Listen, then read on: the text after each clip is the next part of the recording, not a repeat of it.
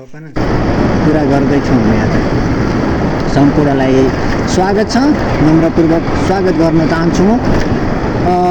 राजा हामी कुरा गरौँ है, अब नयाँ नयाँ कुराहरूको बारेमा कुरा गरौँ। आज के कुरा गरौँ त, के कुरामा टपिकमा चाहिँ छलफल गरौँ भनेर भन्दाखेरि चाहिँ अब आज चाहिँ हामीले समय परिवेश र अहिलेको समयको युगको बारेमा कुरा गरौँ न है। त्यो भन्दा पनि अझ एउटा टपिक छुपौँ न, जस्तै अब अहिलेको बढ्दो दुःसंस्कृति, गलत प्रभाव र सामाजिक सञ्जालले चाहिँ दिमागलाई चाहिँ काबु गरिरहेको यो परिवेशलाई चाहिँ हामी सम्झिन सक्छौँ नि त है।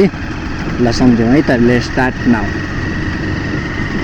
सो अहिलेको समयमा बिना के भन्छ यो सामाजिक सञ्जाल बिना त कोही पनि न कतै जान सकिरहेको छ, न अडिन सकिरहेको छ। मान्छेलाई 2 मिनट पनि कसैलाई ल कुर्नु पर्यो है भनेर त च्याप्प मोबाइल निकाल्यो होइन।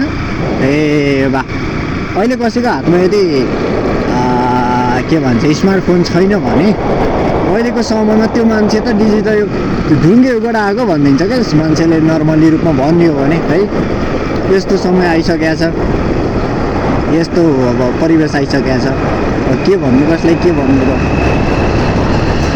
समयको यथार्थता र समाजको यथार्थता एकदमै बदलिरहेको छ नि त, अचम्मै भइरहेको छ। जसले गर्दाखेरि